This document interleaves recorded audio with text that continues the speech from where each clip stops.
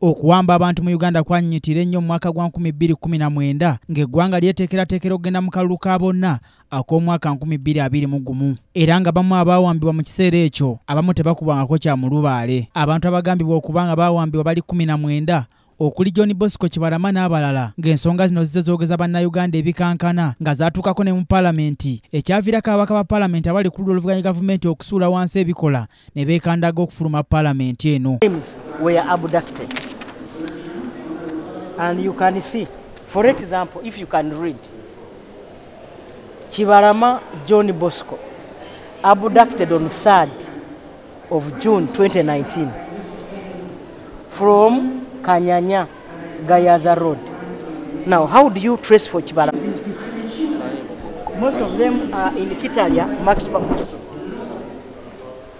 for a number of criminal cases. I leave you with that. Bano bali bavunaana gavumenti ya kuno obutavaayo kunyonyola ku nsonga eno kimala. Abantu babano abawambibwa ne bannakibiina kya NUP tebaakomaawo baatuukako ne mu kakiiko k'eddembe ly'obuntu aka Uganda Human Rights Commission okubanga bateekayo ensonga zaabwe era nga mpaawo kye baafunayo kya simba. Ekyokubi yalaga dda nti fayiro zino yaziggalawo zaagisobera dda newana amagezi abantu abamu bateese ne gavumenti baweeyo ko kasente. Bano balabye biri bito nga bayita munnamateeka waabwe George Musenkoko baagikutte mumwa kugenda ku kkooti enkulu etuula e Kololo bavunaana gavumenti olw'okwesuulirayo gwa Nagamba n'okwefuula ssemugayaavu ng'ekyennyanja ekisula mu mazzi ate ne kiwunya olw'obutafaayo kunyonyola ku mayitire g'abantu baabwe.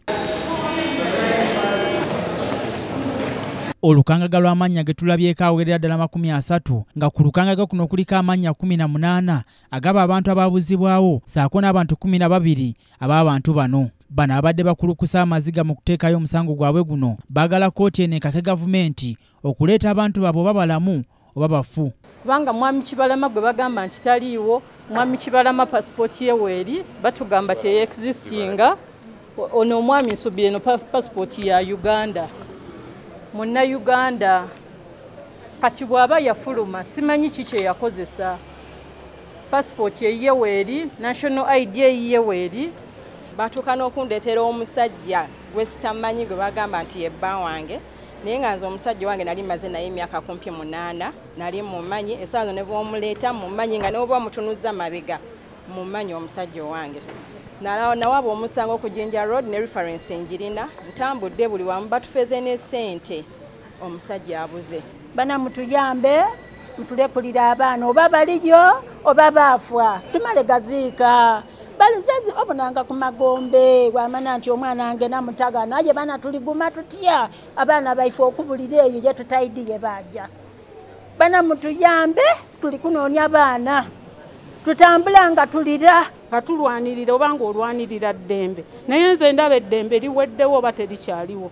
Nze ndi muntu w'enyalemu n'omwami wange w'enyalemu naye mutumazeemu amaanyi abaana mwabakwata oba balina omusango mubajje mutuwe emirambo oba amagumba byonna biganye tukole ki bannange mutusaasire. Munnamateeka George Musagamba nti baba babedde ssaabawolereza wa gavumenti era nga baagala kkooti eno ekake gavumenti okuleeta abantu bano oba balamu oba baffu.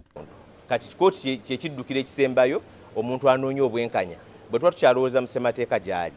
Omusango guwereddwa ennaku z'omwezi nga 8 omwezi ogwokuna ku ssaawa 5 mu maaso g'omulamuzi Esther Nambayo era tujja kukomawo wano okutuusa lwe tunaalaba ekiragiro kya kkooti nga kiragira gavumenti eyogere abantu abo gye bali.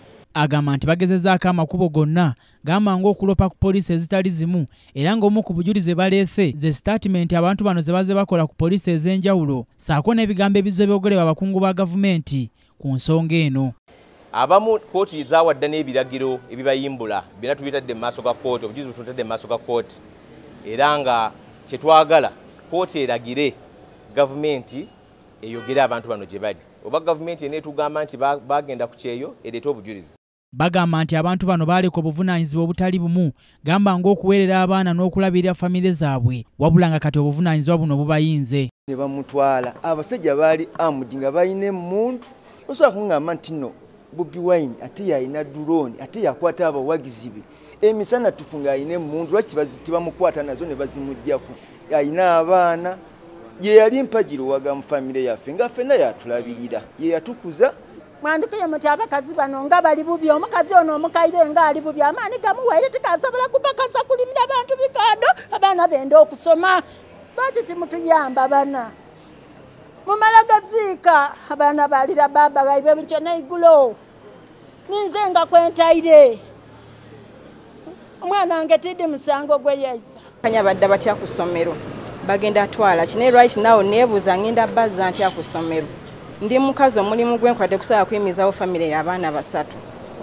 landlord enkya neggulu batugoba abamu batuse n'okwagala otukozesa olwokuba nti bala tetukyasobola kweyimirizaawo naye tuli bagumu tetujja powa twagala abantu baffe bambi mutuyambe temutuwuddisa twagala abantu tekyona kye twagala kirala twagala abantu njagala bba wange taata w'abaana bange mwagala twagala abantu tetugenda powa newe munaakola ki ne bwe munaakola ki bantu twagala abantu abakulembeze mu kibiina kya NUP nga bakulembeddwa musabawandiisi waakyo bagamba nti kati essuubira aberi bali mu kkooti eno okulaba ng'esalawo eggoye twazze wano ku kkooti nga tugamba nti n'ekkubo erya kkooti nalyo twagala tulikozese kubanga obujulizi we buli mukyala Nabbanja Prime Minister yavaayo n'agamba nti John Bosco Kibalama baamukwata era gavumenti ye mulina twagala atuwe Kibalama oba amuleete mu kkooti awozesebwe weewaawo tetwafuna bwenkanya mu Parliament tetwafuna bwenkanya mu Human Rights Commission n'awalala katugezeeko tukole kye tusobola okukola naye nga bwe mmanyi zino courts newankubadde oluusi tubeera ne challenges naye tuba twagala nnyo nnyo tubeere ku record. This is not, as you say, politics. It is not. This is life and death. This is the reality. This is accountability for human lives. This is the call to action to produce.